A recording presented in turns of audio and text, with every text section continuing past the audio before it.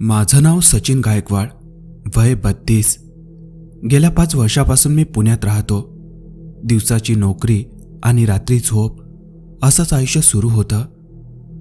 शहरात माणूस जगायला शिकतो, पण हळूहळू तो स्वतःपासूनच दूर जातो हे मला उशिरा कळलं.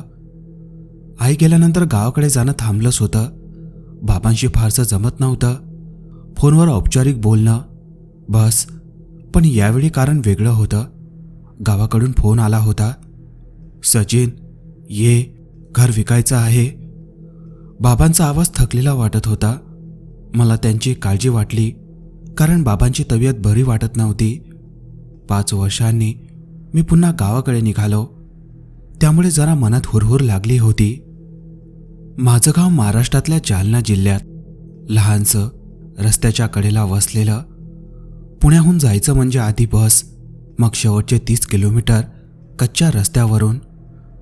दुपारी निघायचं ठरवलं होतं, पण पुण्यात वेळ कधी हातात राहत नाही.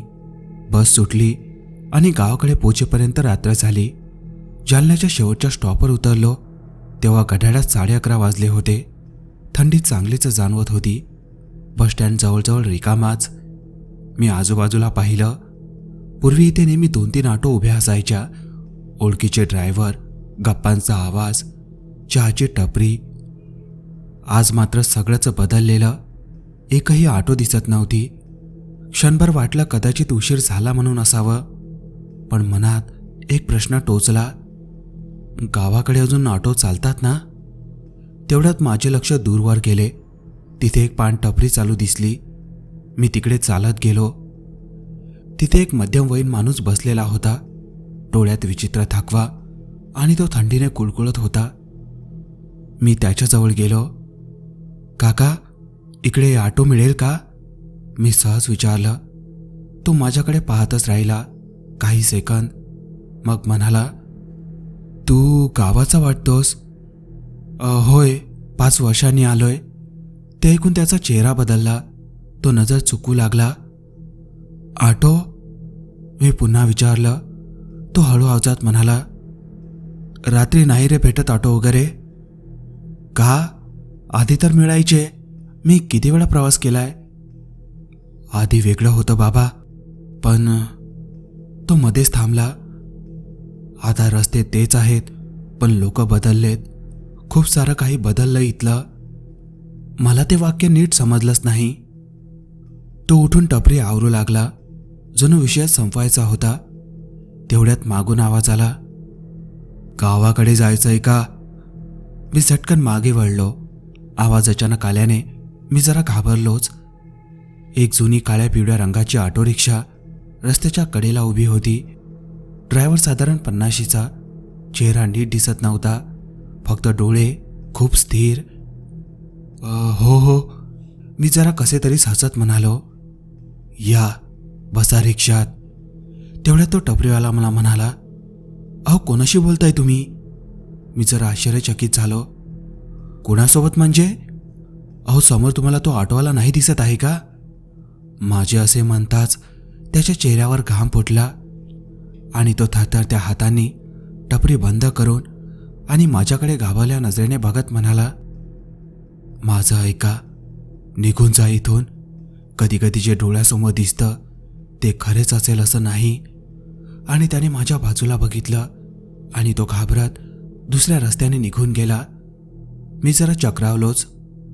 अरे, वेडाबिडा आहे की काय हा?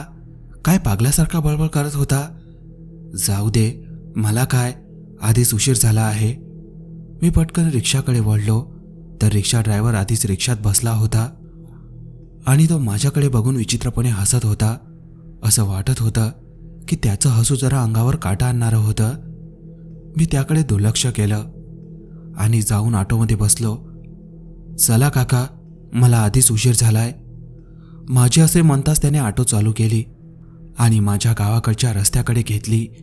रात्र बरीच झाली होती, त्यामुळे आजूबाजूचं काहीच दिसत नव्हतं. फक्त झाडी पटकन मागे निघून जायची. मी माझा मोबाईल काढला आणि त्यात फेसबुक बघू लागलो. पण तेही पाहता पाहता बोर झालो आणि अचानक माझं लक्ष समोर गेलं तर तो ऑटोवाला मला फ्रंट मिररमधून बघत होता. मला वाटलं सहज बघत असेल, कारण गावाकडे लोकांना सवय असते, कुणी नवीन माणूस गावात दिसला की ते बघतातच. म्हणून तिकडे न पाहता दुसरीकडे पाहत होतो. पण मला सतत वाटत होतं की तो ऑटोवाला मलाच पाहत आहे. हे मात्र घाबरवणारी गोष्ट होती, कारण तो समोर पाहत नव्हता. रस्त्यात जर समोर काही आलं तर अपघात नक्कीच झाला असता. म्हणून मी जरा रागातच म्हणालो, अहो काका, काय करताय तुम्ही? समोर बघा ना, अशाने अपघात होणार. त्यावेळी त्याने हसत ती नजर माझ्यावरून समोर घेतली आणि तो म्हणाला, साहेब, लय सवय झाली आता या रस्त्याची. एक एक दगड लक्षात आहे रस्त्याचा, आणि अपघात झाला तरी मला काय होणार? मी जरा विचारात पडलो. काय असं विचित्र काय बोलत आहात तुम्ही? मी त्याला म्हणालो. त्यावर तो फक्त हसला आणि तो ऑटो चालू लागला. मी शहरात इतके दिवस राहिल्यामुळे कानाला तो गर्दीचा आवाज हवा हवा वाटत होता. पण जसं मी गावाकडे निघालो तेव्हा कान जणू सुन्न झाले होते. जणू मी बैरात झालो होतो. त्यात हा विचित्र प्रवास. आम्ही किमान 5-6 किलोमीटर तरी पुढे आलो होतो आणि समोर एक वळण लागत होतं. मी जरा डोळे बारीक करून तिकडे पाहत होतो. त्या बाजूने एक दिशा फलक आणि एक गावचा रस्ता जाताना दिसत होता, म्हणजेच दुसऱ्या कुठल्या गावाला जाणारा फाटा. आणि त्याच फाट्यावर दोघीजण कोणीतरी उभे होते. ऑटो जसा जवळ आला तेव्हा मला त्या कोण आहेत ते दिसलं. एक बाई होती आणि एक लहान मुलगी दिसत होती. मला वाटलं कोणी प्रवासी असेल, पण विचित्र गोष्ट ही की त्या दोघींनी सुद्धा थंडीपासून वाचण्याकरिता काहीच उपाय केला नव्हता. एकतर हे गाव, इथे थंडी आधीच खूप असते. कारण मी स्वेटर मोफलर बांधली असली तरी बाहेरच्या हवेमुळे मला थंडी लागत होती.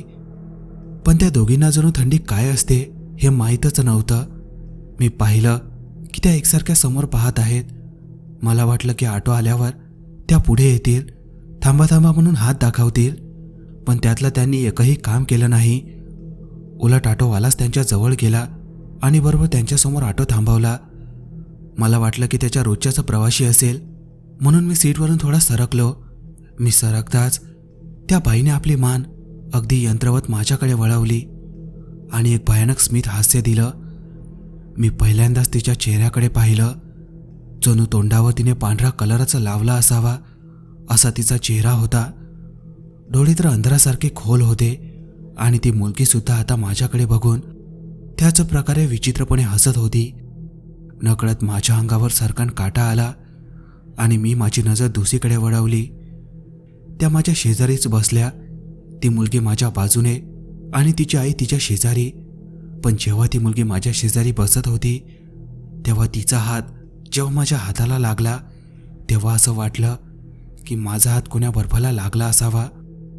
अंगावर शहारे आले आणि माझ्या तोंडातून जोरात निघाले, बाप रे, इतके थंड. मी असं म्हणताच ऑटोवाला म्हणाला, काय झालं साहेब, ठीक तर आहात ना? अहो ठीक काय, या मुलीचे हात किती थंड आहेत. अहो लहान मुलगी ती, थंडीने काय हाल होत असेल हिचे. असे म्हणून मी माझे स्वेटर त्या मुलीला देण्याकरिता काढू लागलो. तोच ऑटो ड्रायव्हर म्हणाला, अहो साहेब राहू द्या, त्या स्वेटरची गरज तुम्हाला आहे, त्यांना नाही. म्हणजे काय बोलताय तुम्ही? मी म्हणालो, अहो मी तरी कुठे काही घातले आहे, स्वेटरची गरज माणसांना असते. तो हसत म्हणाला, मग तुम्ही भूतभीत आहात की काय? यावर आता त्या लहान मुलींनी, त्या स्त्रीने आणि ऑटो ड्रायव्हरने माझ्याकडे खुनशी नजरेने बघितलं. माझ्या तोंडातले शब्द तोंडातच राहिले आणि अंगावर काटा येऊ लागला. हो, बरोबर ओळखला तुम्ही, तो ऑटो ड्रायव्हर म्हणाला. जसे त्यांनी असे म्हटले माझा हशा फुटला. राव, मी तर घाबरलो होतो. फारच गंमत करत आहात तुम्ही. अहो माझ्या अंगावर काटा आला होता एक वेळ. पण त्या तिघांच्याही चेहऱ्यावर मात्र तोच खुनशी भाव. साहेब, मी कुठलीही गंमत करत नाही आहे, तो ऑटो ड्रायव्हर मला म्हणाला. अहो बस करा काका, आता पुरे झाले, मला लवकर पोहोचायचंय. मी पुन्हा गमतीत म्हणालो, साहेब तुम्हाला अजूनही खोटं वाटत आहे का की आम्ही तुमची गंमत करत आहोत म्हणून. मग नाहीतर काय, असा कोणता भूत सांगतो की मी भूत आहे आणि भूत प्रवास करतात, ऑटो चालवतात? मी खदखदून हसू लागलो. यावर मात्र तो ऑटो ड्रायव्हर गप्प बसला. मीही माझे हसू थांबवले आणि समोर बघू लागलो. माझ्यासाठी ती अजूनही एक गंमतच होती. मी त्या मुलीकडे बघितलं. ती मुलगी शांतपणे समोर पाहत होती, अगदी तिच्या आईसारखी. मला तिची दया येत होती की बिचारी थंडीत कुळकुळत असेल, पण तिला जणू थंडी स्पर्शतच नव्हती. कारण जिथे माझे थंडीने दात वाजत होते तिथे ती शांतपणे समोर पाहत होती. बाळा, तुझं नाव काय आहे? ती माझ्याकडे न पाहताच म्हणाली. सुनीता. अच्छा, आणि कितवीत आहेस बेटा? मी कधीच शाळेत नाही गेले. का? काही प्रॉब्लेम होता का? हो. कोणता? सांग मला. पैशाची अडचण असेल तर सांग, मी मदत करेन. नाही, पैसे नाही. शाळेत जायच्या आधीच मी मेले. आता मात्र माझ्या अंगावर सरकन काटा उभा राहिला. त्या मुलीच्या तोंडून असे भयानक शब्द ऐकताच जणू भीतीने माझी वाचाच बसली. हे काय बोलत आहेस तू? अहो बाई, किती लहान मुलगी आहे तुमची. असं विचित्र बोलत असताना सुद्धा तुम्ही काहीच बोलत नाही. खरं तेच तर बोलत आहे साहेब, ती बाई म्हणाली. आता मात्र माझी पाचावर धारण बसली होती. मनात विचार चालू होते, एकतर हे सगळे वेडे आहेत किंवा ते खरंच बोलत आहे का? माझा जीव घाबरत होता, पण मन मानत नव्हता. हे भूतप्रेत कसे असू शकतात? बोलत आहेत, प्रवास करत आहेत, अगदी माणसासारखे. मी आता त्या कोणाशीही बोलत नव्हतो. आपले अंग घट्ट करून बसलो होतो आणि समोरच्या अंधाऱ्या रस्त्याकडे पाहत होतो. तोच एका ठिकाणी ऑटो रिक्षा थांबली. मी माझ्या विचारातून बाहेर पडलो. रिक्षा एका सुनसान आणि जंगली भागात थांबली होती. एक रस्ता फक्त एका ठिकाणाकडे जात होता आणि दूरवर एक लहानसा लाईट दिसत होता. ऑटो थांबताच ती मुलगी आणि ती बाई खाली उतरल्या आणि त्याच रस्त्याने त्या लाईटाकडे जाऊ लागल्या. पण विचित्र गोष्ट मला वाटली की त्या बाईने त्या ऑटोवाल्याला 1 रुपयाही दिला नाही. मग मात्र मी बोललो, अहो काका, तुम्ही त्यांच्याकडून पैसे घ्यायचे विसरलात वाटतं. तेव्हा तो म्हणाला, साहेब, आमच्या तसला व्यवहार होत नाही. त्या पैशाचा आम्हाला काहीच उपयोग नाही. मला जरा विचित्र वाटलं. अहो काका, बस करा आता तरी मस्करी. ही वेळ आणि जागा नाही मस्करीची. साहेब, ही मस्करी नाही. तुम्हाला खोटं वाटत असेल तर जा त्या बाईच्या मागे जा. सत्य काय आहे ते तुम्हाला समजेल. आता तो इतक्या आत्मविश्वासाने बोलत होता की विचार केलाच की जाऊनच यावं. काय सत्य आणि काय खोटं ते कळेल. शिवाय माझी जिज्ञासा सुद्धा मला ते करण्यास भाग पाडत होती. मी ऑटोमधून उतरलो आणि त्या बाईच्या आणि मुलीच्या मागे जाऊ लागलो. त्या दोघीही फक्त चालत होत्या, पण त्यांचा स्पीड इतका होता की जणू त्या धावत होत्या. मी मात्र धावतच त्यांच्यापर्यंत पोहोचण्याचा प्रयत्न करत होतो, पण माझी जणू ताकदच लागत नव्हती. कसंबसं धाबा टाकत मी त्या लाईटाच्या खांबाजवळ पोहोचलो. तेव्हा अंगावर सरकन काटा आला. कारण ती एक स्मशानभूमी होती.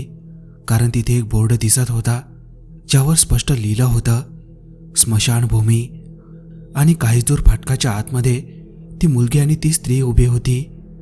त्या हसत माझ्याकडे बघत होत्या आणि अचानक त्या अंधारात हवेच्या गतीने गायब झाल्या. माझी तर पाचावर धारण बसली. मी भूत भूत म्हणून जोरात ओरडत खालच्या रस्त्याला येऊ लागलो, तर ऑटोवाला सुद्धा हसत होता, मला बोलावत होता. तो अगदी माझ्याच काही दूर होता. आता त्याचा चेहरा मला स्पष्ट दिसत होता, पण त्याच्या चेहऱ्यावर क्रूर हास्य होतं. त्याचा चेहरा सुजल्यासारखा होता, हिरवा निळा दिसत होता आणि गळ्यात पांढऱ्या दोरासारखं होतं. गळ्याला मोठी जखम वाटत होती. माझा श्वास भरून आला होता. मला जिकडे रस्ता मिळेल तिकडे मी धावत होतो. पायाखालची माती ओलसर होती. कधी मी घसरत होतो, कधी काटे टोचत होते. श्वास छातीत अडकत होता. डोक्यात एकच आवाज घुमत होता, भूत भूत.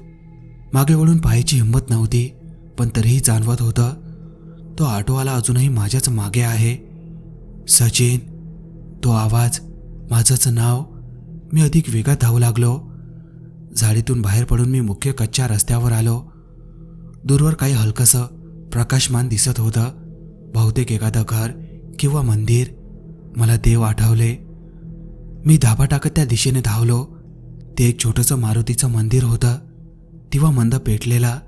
आजूबाजूला शांतता, पण ती शांतता सुद्धा जळ होती. मी थेट मंदिरात घुसलो. कळत नकळत देवासमोर बसलो. हात जोडले. देवा, काही चुकलं असेल तर माफ कर. मला फक्त इथून वाचव. माझा आवाज थरथरत होता. क्षणभर काहीच घडलं नाही. मला वाटलं सुटलो. तेवढ्यात मंदिराच्या दाराशी सावली दिसली, हळूहळू पुढे सरकणारी. ऑटो आला. आता तो पूर्ण दिसत होता. त्याचा एक डोळा अर्धवट बंद, त्वचा कुजल्यासारखी, गळ्याभोवती खोल जखम, जणू दोरीने आवळलेली. साहेब, समजलं ना आता सगळं सत्य? तो हसत म्हणाला. माझ्या अंगातली ताकदच निघून गेली. तू का माझ्या मागे लागलास? मी कसेबसे विचारले. तो मंदिराच्या पायरीवर बसला. तूच विचार केलास ना त्या बाईच्या मागे जायचा, सत्य बघायचा? मग ऐक, तो बोलू लागला. ती बाई माझी बायको होती आणि ती मुलगी माझीच होती. आमचा याच रस्त्याने जात असताना अपघात झाला होता. त्या अपघातात त्या दोघींचा मृत्यू झाला, पण मी वाचलो. पण माझ्या जीवनात माझी मुलगी आणि बायको सोडून कोणीच नव्हतं. हे जीवन आता माझ्या कोणत्याच कामात नव्हतं. म्हणून मी याच रस्त्यावर एका रात्री झाडाला गळफास घेतला आणि माझा जीव दिला. लोक म्हणाले दारुडा होता, बायको आणि पोरगी मारून स्वतः मेलाय. पण सत्य असं नव्हतं. तो अपघात असाच झाला नव्हता. ब्रेक फेल झाले होते. मी ओरडलो, पण कोणी ऐकलं नाही. त्याचा आवाज जळ होत गेला. तेव्हापासून जो कोणी रात्री उशिरा एकटाच या रस्त्यावर येतो, आम्ही त्याला भेटतो, काहींना परत पाठवतो आणि तो माझ्याकडे पाहून हसला आणि काहींना आमच्यासोबत ठेवतो. माझ्या डोळ्यात पाणी आलं. पण मी काय केलं? माझा यात काय दोष? तो उठला, माझ्या अगदी जवळ आला. दोष नाही, फक्त वेळ चुकीची. तेवढ्यात मागून आवाज आला. मी दचकून वळलो. 2-3 गावकरी आणि तो पान टपरीवाला सुद्धा होता, ज्याने मला सुरुवातीला सूचना दिली होती की जसं दिसतं तसं नसतं. पण मी त्याचं ऐकलं नाही. हातात टॉर्च, ओळखीचा आवाज. अरे, तो इथे आहे. क्षणातच ते जवळ आले. मी मागे वळून पाहिलं. ऑटोवाला गायब झाला. मंदिराच्या पायऱ्या रिकाम्या, जणू काही घडलंच नव्हतं. गावकऱ्यांनी मला उचलून बसवलं. मी म्हटलं होतं याला, पण याने नाही ऐकलं. तो पानटपरीवाला म्हणाला. मी काहीच बोलू शकलो नाही. माझी हळूहळू शुद्ध हरपली. त्यांनी मला घरी पोचवलं.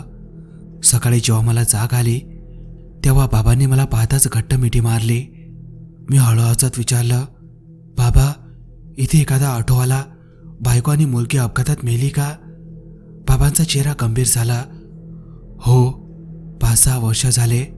पण एक गोष्ट लक्षात ठेव, त्या रस्त्यावर आता ऑटो चालत नाही. माझ्या अंगावर पुन्हा काटा आला. आजही मी जालन्याला गेलो तर रात्रीचा प्रवास केला नाही, कारण काही रस्ते जसे दिसतात तसे नसतात.